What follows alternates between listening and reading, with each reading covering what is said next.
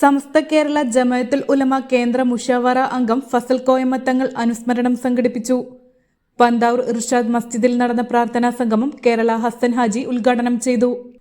സിദ്ദിഖ് മൗലവി അയലക്കാട് അനുസ്മരണ പ്രഭാഷണം നടത്തി. അബ്ദുൽ ബാരി സിദ്ദിഖ് പ്രാർത്ഥനയ്ക്ക് നേതൃത്വം നൽകി. MK Hasan Nellissery, PP Noufal Sahadi, KM Sharif Bukhari, A Ahmed Baqavi, Abdul Jaleel Sahadi Randathani, Habib Rahman Saqafi എന്നിവർ സംസാരിച്ചു. ഇവിടെ സാധാരണങ്ങൾക്ക് പൊതുവെ ഔന്നിത്യമുണ്ട്. അവർ ഈ സമുദായത്തിന്റെ അമാനാണ്. എന്നാൽ പ്രത്യേകിച്ച് ഈ മാതാവിനെ ശുശ്രൂഷിക്കാൻ വിനിയോഗിച്ചു സമയം കണ്ടെത്തി എന്നത് ഔന്നിത്യത്തിന്റെ ഒരു പ്രധാന കാരണം.